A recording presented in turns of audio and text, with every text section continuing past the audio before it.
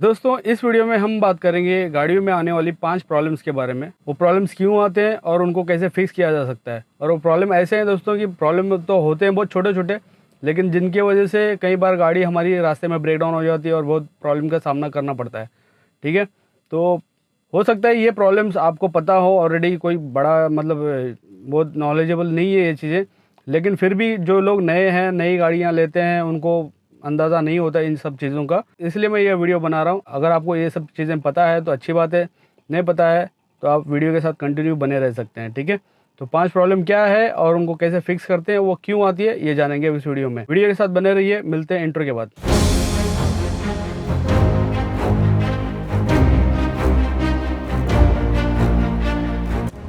दोस्तों वैसे तो गाड़ियों में बहुत सारे प्रॉब्लम आते हैं, ठीक है, और हज़ारों तरह के प्रॉब्लम आते हैं। सबको गिनाने बैठूंगा तो सुबह से शाम हो जाएगी, लेकिन प्रॉब्लम ख़त्म नहीं होंगे। लेकिन ये 5 प्रॉब्लम ऐसे मैंने पिक किए हैं जो कॉमनली सभी गाड़ियों में आते हैं, और इनको फिक्स करना कोई बड़ी बात नहीं होती, कोई बड़ा इशू नहीं होता, मतलब कोई बड़ा काम नहीं होता है। लेकिन फिर भी ये काम ऐसे होते हैं जिनकी वजह से गाड़ी आपके रास्ते में ब्रेकडाउन हो सकती है। तो मैंने सोचा कि इस बारे में एक वीडियो बना देते हैं, तो आपको थोड़ा आइडिया हो जाएगा कि अगर आपकी गाड़ी में, अगर आपके पास कोई गाड़ी है तो उसको कैसे नॉर्मली चेक करते हैं जिससे आपकी गाड़ी कहीं रास्ते में ब्रेकडाउन ना हो। ठीक है, तो स्टार्ट करते हैं। सबसे पहले प्रॉब्लम आता है दोस्तों बैटरी से रिलेटेड। बैटरी में कई तरह की बैटरियां होती हैं। एक एजीएम बैटरी होती है, ट्राई सेल बैटरी होती है, और एक होती है फ्लूइडेड बैटरी होती है। ठीक है, ये है फ्लूइडेड बैटरी। ठीक है, इसमें ये जो अब दिख रहे हैं ना ये कैप, ये निकालेंगे तो इसमें आप इलेक्ट्रॉल डाल सकते हैं, जो डिस्टिल वाटर होता है वो डाल सकते हैं। अगर वो ख़त्म हो गया तो भी आपकी गाड़ी की बैटरी डाउन हो सकती है और रास्ते में कहीं क्या कहते हैं, डिस्चार्ज हो सकती है बैटरी। जिससे अगर बैटरी डिस्चार्ज हो जाएगी तो आपकी गाड़ी ऑब्वियसली स्टार्ट नहीं होगी। तो मेन चीज़ है बैटरी का पानी आपको चेक करना होता है टाइम टू टाइम। यहाँ पे उसका, अब इस बैटरी में तो उतना नहीं दिया हुआ है, लेकिन ज़्यादातर गाड़ियों के बैटरी में लेवल दिए होते हैं, मिनिमम और मैक्सिमम के लेवल होते हैं। मैक्सिमम लेवल तक आपको फिल करना होता है। ठीक है, उसके बावजूद आपकी गाड़ी की बैटरी अगर डाउन हो रही है तो हो सकता है आपकी बैटरी ख़राब हो। उसके सेल्स होते हैं, जैसे हर गाड़ी के बैटरी के 6 सेल्स होते हैं, उनमें से कोई भी एक सेल भी अगर ख़राब होगा ना तो बैटरी आपकी ख़राब हो जाती है, उसको रिप्लेस करना पड़ सकता है। तो आपको इस बात का ध्यान देना है कि आपकी गाड़ी की जो बैटरी है वो, उसका जो सेल है कोई भी ख़राब ना हो। सेल कैसे चेक करते हैं? सेल चेक करने के लिए एक टूल होता है, उसको हाइड्रोमीटर कहते हैं। वो आपको मैं दिखा दूंगा, स्क्रीन पे आपके दिख रहा होगा। वो अगर उसको डालेंगे ना तो उसमें दिखा देता है बैटरी की ग्रेविटी कितनी है, और जो सेल है उसका जो पानी है वो गंदा सा दिखता है। इसका मतलब वो जो बैटरी है आपकी ख़राब है। उसके अलावा बैटरी से रिलेटेड दूसरी प्रॉब्लम ये आती है दोस्तों, बैटरी में जो टर्मिनल दिए हुए हैं ये कोरोडेड हो जाते हैं। मतलब चल के ना कई बार ये बैटरी टर्मिनल कोरोडेड हो जाते हैं और हम ध्यान नहीं देते, इसी तरह से चलाते रहते हैं। बैटरी अच्छी होने के बावजूद भी बैटरी में जो टर्मिनल कोरोजन होने के बाद गाड़ी स्टार्ट नहीं लेती है। तो ये एक प्रॉब्लम आता है जो बैटरी से रिलेटेड होता है। दोस्तों दूसरा प्रॉब्लम है इंजन मिसफायर। इंजन मिसफायर ये कॉमन प्रॉब्लम है, सारी पेट्रोल गाड़ियों में ये प्रॉब्लम आता है। इंजन मिसफायर आपको कैसे पता चलेगा तो बताऊँ तो इंजन जो है शेक होता है। मतलब जैसे आप इंजन स्टार्ट करोगे ना, इंजन स्टेबल होना चाहिए। कुछ गाड़ियाँ हैं जो वैसे ही शेक होते रहता है, जैसे हमारी ऑल्टो 800 वगैरह है, मारुति की गाड़ियाँ हैं, या क्विड है रेनॉल्ट की। वो 3 सिलेंडर होने की वजह से वो इंजन थोड़ा शेक होता ही है, वो नॉर्मल है उन चीज़ों में। लेकिन जिस गाड़ी में नॉर्मल नहीं है, वो गाड़ी का इंजन जो एकदम स्टेबल होना चाहिए, और जब भी आप स्टार्ट करें इंजन मतलब स्टेबल होना चाहिए। अगर वो हिलता हुआ दिख रहा है तो मतलब इंजन में मिसफायर है। और ज़्यादातर केस में क्लस्टर मीटर पे एमआई लाइट शो हो जाता है, जिससे आपको समझ में आता है कि इंजन में कुछ प्रॉब्लम है या नहीं है। ठीक है, तो अगर इंजन में प्रॉब्लम होगा तो इंजन मिसफायर भी होती है। लेकिन कई बार ऐसा भी होता है कि इंजन में माइनर मिसफायर तो होता है, लेकिन क्लस्टर मीटर पे कुछ एमआई लाइट या कोई फॉल्ट कोड वगैरह आता नहीं है। तो उस केस में आपको करना क्या है, स्पार्क प्लग चेक करनी है, इंजेक्टर चेक करने हैं। ज़्यादातर ये जो स्पार्क प्लग के जो इग्नाइटर के ये जो वायर्स हैं इनको चूहे खा लेते हैं, वो चेक करना है। और उसके बाद अगर गाड़ी आपकी 50-60 हज़ार चल चुकी है तो ये जो इग्नाइटर है ये वीक हो जाते हैं, जिनके वजह से इंजन मिसफायर होता है। माइनर चलने के टाइम पे भी इंजन ऐसा, गाड़ी चलने के टाइम पे भी थोड़ा झटका लेके चलती है, तो इसका मतलब आपके इग्निशन कॉइल भी ख़राब है। और स्पार्क प्लग चेक करने का मेथड यही है कि स्पार्क प्लग को आपको निकालना है और वो देखना है स्पार्क प्लग का जो अंदर पॉइंट है वो नॉर्मल वाइट सा होना चाहिए। अगर वो काला हो गया है या उसके ऊपर पूरा मतलब कार्बन जमा हुआ है तो भी आपकी गाड़ी इंजन मिसफायर हो सकती है। तो टाइम टू टाइम ज़रूरी ये है कि टाइम टू टाइम आप अपना जो स्पार्क प्लग है गाड़ी का वो रिप्लेस कराएं। हर गाड़ी का 20,000 पे स्पार्क प्लग रिप्लेस होता है किसी भी गाड़ी का, मतलब ज़्यादातर गाड़ियाँ यही रिकमेंड करती हैं कि 20,000 किलोमीटर पे स्पार्क प्लग रिप्लेस करें। उसके अलावा इंजेक्टर भी प्रॉब्लम देते हैं, लेकिन वो बहुत ज़्यादा रेयर केस है। इंजेक्टर में ज़्यादा जल्दी प्रॉब्लम नहीं आते हैं, खासकर पेट्रोल इंजन में। डीजल इंजन में आ सकते हैं, पेट्रोल इंजन में ज़्यादातर इंजेक्टर का प्रॉब्लम आता नहीं है। बस ये है कि चूहे वायर काट देते हैं जिसकी वजह से इंजन मिसफायर होता है, और इंजेक्टर की भी वायर काटते हैं, इग्निशन की भी वायर काटते हैं। तो वो ये कॉमन प्रॉब्लम है सारी गाड़ियों में जो पेट्रोल गाड़ियों में आता है। गाड़ियों को तीसरा कॉमन प्रॉब्लम है दोस्तों इंजन ऑयल स्लज।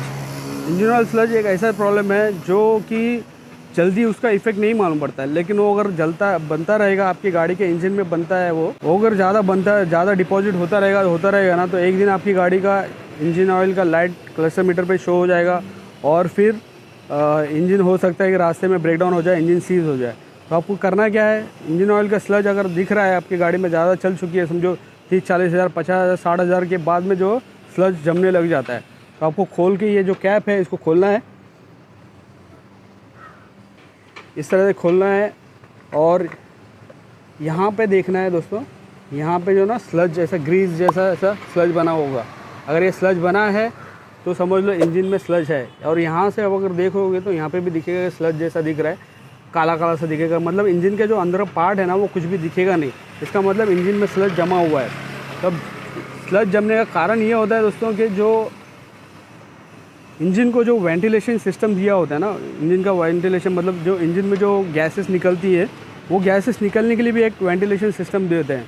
जैसे अभी मैं इसमें दिखाऊं तो ये जो दोस्तों ये है ना, ये PCV वॉल कहते हैं, पॉजिटिव क्रैंकेस वॉल। मतलब यहाँ से गैस बाहर निकल सकता है इंजन का, लेकिन यहाँ से रिटर्न जाना मुश्किल होता है, तो इसी को कहते हैं positive crankcase wall, PCV wall कहते हैं इसको। अगर ये स्टक ख़राब हो जाए, हमेशा के लिए बंद हो जाए ना, तो इंजन में कार्बन डिपॉजिट और स्लज होने के चांसेस बढ़ जाते हैं। तो आपको ये भी टाइम टू टाइम जब आप गाड़ी अब सर्विस कराओगे तो मैकेनिक को या जो भी जहाँ से भी आप सर्विस कराते हैं उनको बोलिए कि ये जो वॉल है इसको भी क्लीन करिए, ताकि जो गाड़ी में स्लज जम रहा है, इंजन में जो स्लज बन रहा है वो ना बन सके।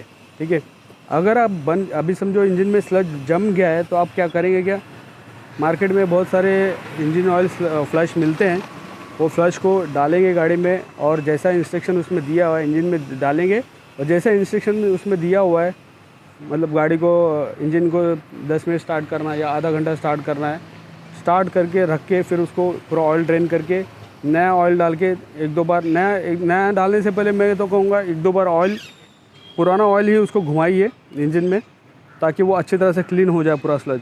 फिर उसके बाद पूरा अच्छी तरह ड्रेन करने के बाद फिर आप फ़िल्टर नया डालिए और फिर नया इंजन ऑयल डालिए, फिर 70% जो आपका जो इंजन में स्लज है वो निकल सकता है। ठीक है, ये तो रही तीसरी प्रॉब्लम जो सभी गाड़ी में कॉमन है। इसके अलावा दोस्तों चौथी प्रॉब्लम जो गाड़ियों में नॉर्मली आती है, सभी पेट्रोल गाड़ियों में या डीजल गाड़ी में भी आती है, मैं ये वीडियो स्पेशली पेट्रोल गाड़ियों के लिए बना रहा हूँ। डीजल गाड़ी के लिए अलग से वीडियो बना देंगे, अगर आपको चाहिए तो नीचे कमेंट करिए कि डीजल गाड़ी में कॉमन प्रॉब्लम क्या आती है, तो मैं वही हिसाब से दूसरा वीडियो बनाऊँगा। ठीक है, तो ये स्पेशली पेट्रोल गाड़ी के लिए है। तो चौथी जो प्रॉब्लम आती है गाड़ियों में वो आती है इंजन ऑयल से लीकेज प्रॉब्लम।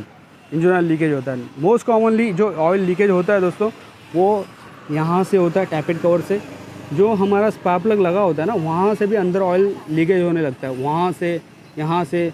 और जो ये टाइमिंग कवर है ना, इसको कहते हैं टाइमिंग कवर। यहाँ इंजन का जो टाइमिंग चैन होता है उसको कवर करने के लिए कवर दिया होता है, तो यहाँ से जो टाइमिंग कवर है इधर से भी लीकेज हो सकता है, उधर से भी लीकेज हो सकता है।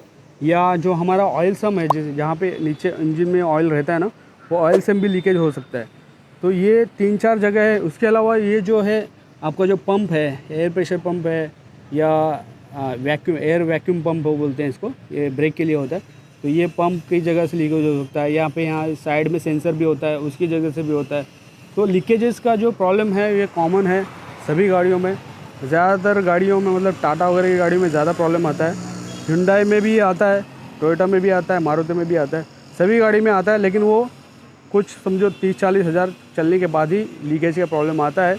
अगर आपकी गाड़ी में लीकेज का प्रॉब्लम है तो बहुत सीरियस प्रॉब्लम है, उसको जल्द से जल्द क्लियर करवाइए, उसको जल्द से जल्द फिक्स करवाइए ताकि आपकी गाड़ी कहीं पे भी ब्रेक डाउन ना हो।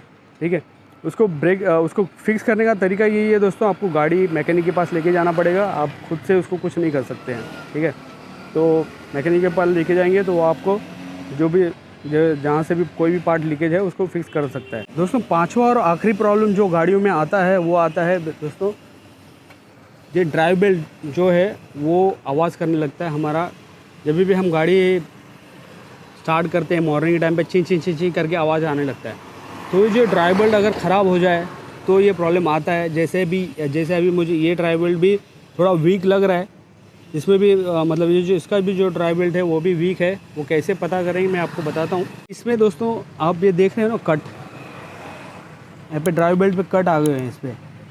इसका मतलब ये जो ड्राइव बेल्ट है वो ख़राब होने को आया है और बहुत ज़्यादा कट हो जाते हैं। कई बार ये बेल्ट ड्राइव जो है ना यहाँ से ऐसे क्रैक होके यहाँ से भी टूटने लग जाता है या इसकी लेंथ बढ़ जाती है।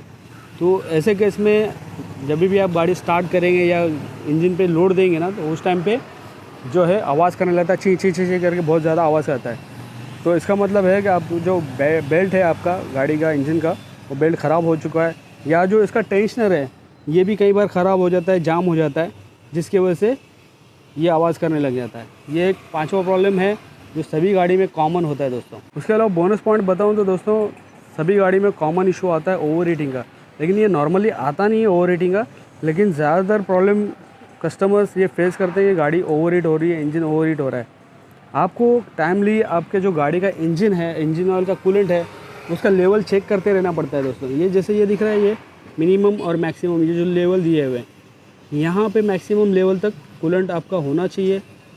जब भी आप गाड़ी सुबह निकालो स्टार्ट करो तो आप देख लीजिए ये गाड़ी का जो कूलेंट का जो लेवल है वो होना चाहिए सही पे। अगर नहीं है तो इसका मतलब आपका जो कूलेंट है कहीं से लीकेज हो रहा है, आपको फिक्स कराना पड़ेगा, आपको दिखाना पड़ेगा मैकेनिक को कि भाई कूलेंट कहाँ से लीकेज हो रहा है, या कुछ हमारा जो रेडिएटर फ़ैन है वो काम कर रहा है या नहीं कर रहा है, ये कूलेंट अगर कम हो रहा है तो क्यों हो रहा है।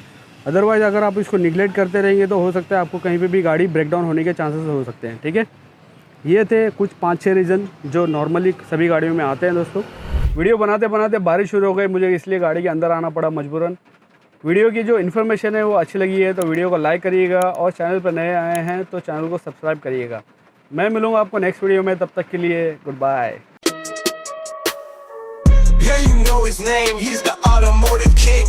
Malik Shake, master of the engineering scene. With the skills and knowledge, he's the real deal. Malik Shake, the master of the automotive world. Teaching engine lines with every ride. Automotive genius, reaching new heights.